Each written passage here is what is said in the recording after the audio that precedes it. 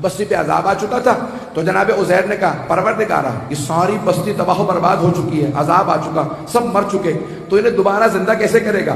کیا عزیر کیا ایمان نہیں رکھتے؟ کہ پروردگارا ایمان رکھتا ہوں, دیکھنا چاہتا ہوں یہ سارے مردے دوبارہ زندہ کیسے ہوں گے. تو کہا کہ یہیں پہ اپنے گدھے کو باندھ دیجیے, سو جائیے. جناب عزیر نے گدھے کو باندھا, کھانا رکھا اور سو گئے. ایک مرتبہ اللہ نے انہیں 100 سال کے لیے سلا دیا. 100 سال بعد اللہ نے زندہ کیا.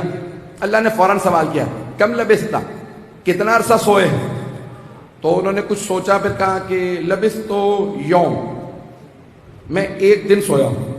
قرآن کریم ہے. ایک مرتبہ جناب عزیر نے جواب دیا کہا لبثت یوم, میں 1 دن سویا ہوں. پھر فوراً کہا او بعد یوم, دن بھی پورا نہیں سویا, دن کا کچھ حصہ سویا ہوں.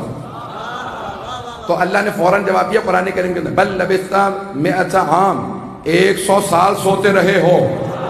توجہ کہ 100 سال سوتے رہے ہو. اے عزیر ہم نے بھی پلٹایا ہے, ختم ہو گئے تھے. اے عزیر آپ ختم ہو گئے تھے. انظر الی حمارک, آپ نے پوچھا تھا مردوں کو کیسے زندہ کروں گا. انظر الی حمارک وانظر الی طعام, اپنے گدھے کو دیکھو, کھانے کو دیکھو, کیف یتصنع, کیڑے پڑ کے کھانا ختم ہو گیا تھا. گدھا اس کی ہڈیاں تک گل کے ختم ہو گیا, لیکن ہم پلٹا کے بتائیں گے.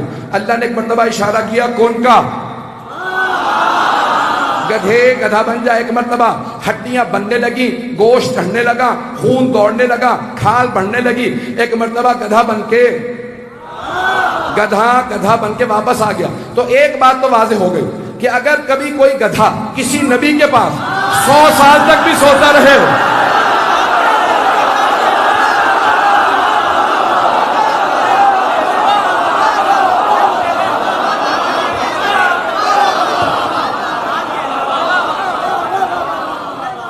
بات واضح ہو گئی.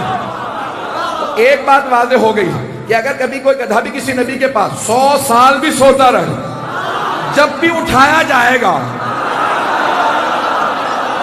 تو گدھا ہی رہے گا, کچھ اور نہیں بنے گا.